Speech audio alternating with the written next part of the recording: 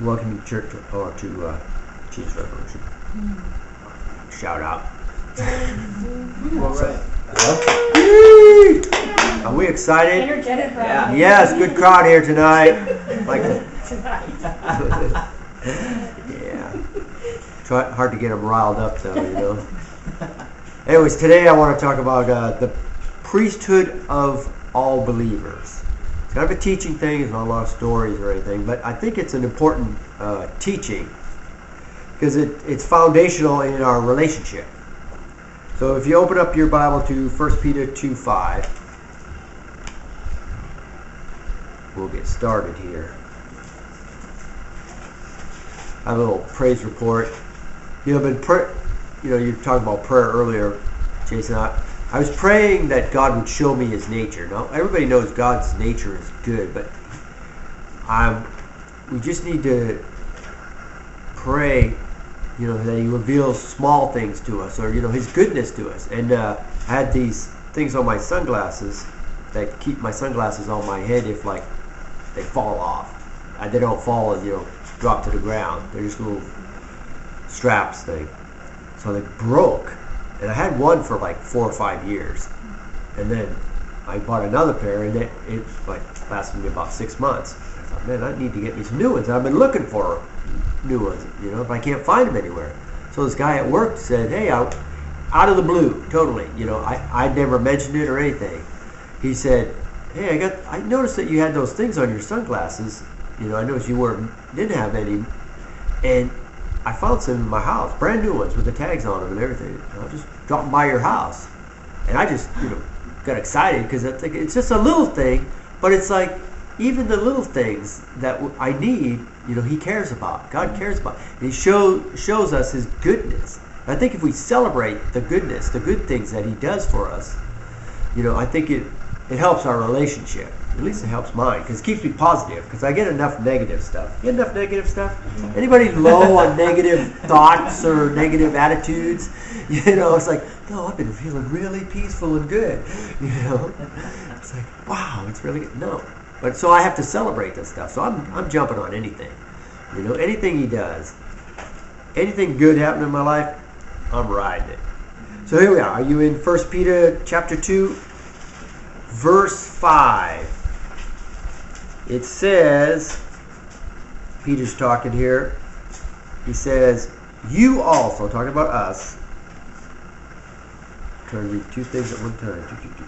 You also, as living stones, are being built up as a spiritual house for a holy priesthood, to offer up spiritual sacrifice accepted to God through Jesus Christ.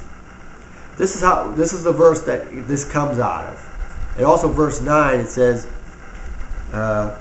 you are a chosen race, a royal priesthood, and a holy nation, a people for God's own possession, so that you may proclaim the excellencies of Him who has called you out of darkness into His marvelous light.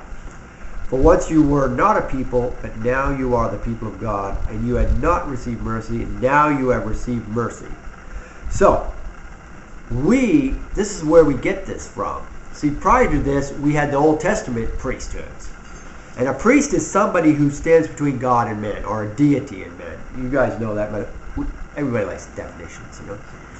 But, so, and priests offer up sacrifice, and they also, like, do whatever it is to appease to God.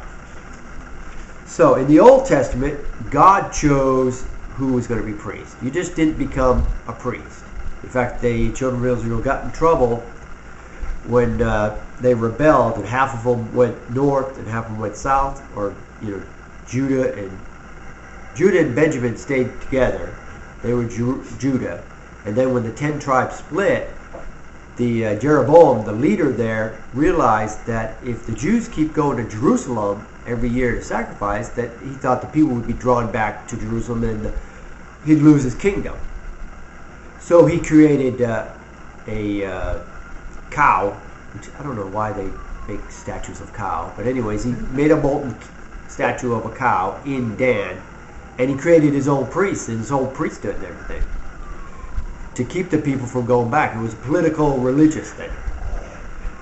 But going back to God, He chose everybody to be priests. Nobody decided to be a priest on your own. You didn't decide, well, I think I want to become a priest. You just couldn't do that. You had to be born into the priestly family. It was kind of like a caste system.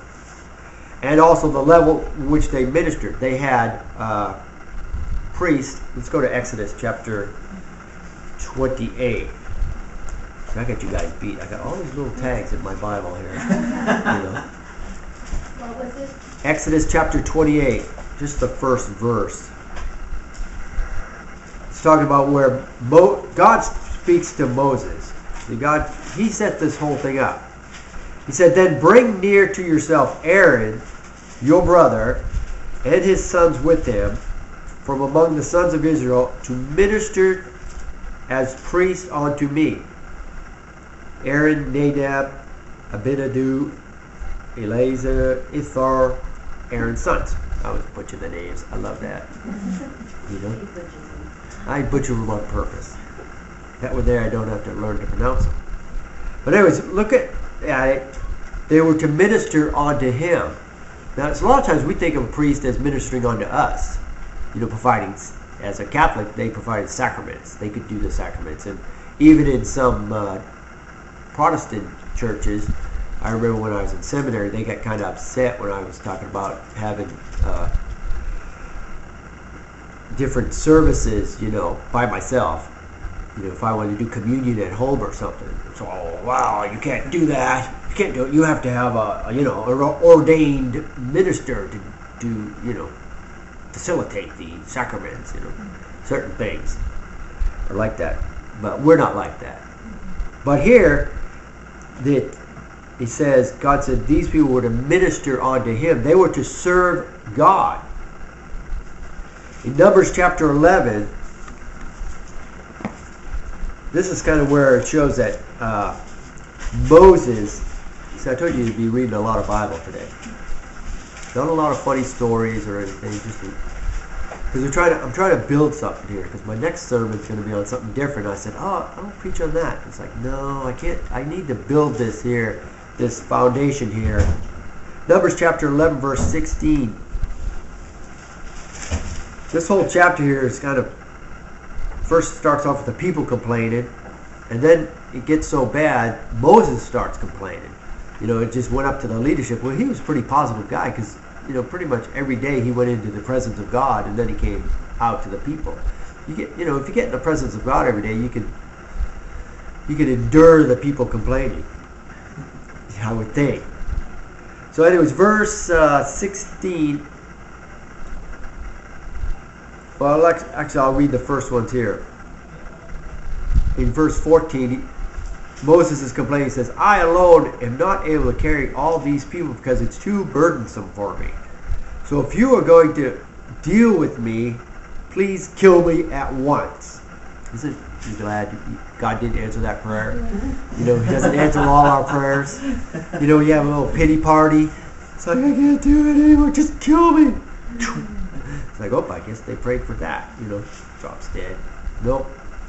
So, but if I have found favor in your sight, do not let me see my wretchedness. Or do not, he's like, I can't. He was struggling with his flesh. Anybody struggle with their flesh? Or their humanity. He wasn't able to fulfill the whole purpose of God in his flesh. And it's kind of like marriage, It's like you can't deal with marriage and people and stuff in your flesh. You have to have a relationship with God to make it work. If you're going to be a leader of people, you can't do it on your own. There's just not enough tricks in the bag, to lead. You need to have that relationship with God. And so, I don't know, maybe God led him that way. It's like, I'm going to give it here, and he's going to try to do it on his own until he can't do it on his own. And then his son comes back to me. God does that kind of stuff. It's like, because he's the answer. He's not, the problem. You have a problem? He's the answer. And I think that will be like a theme in this message here, that God's the answer. So,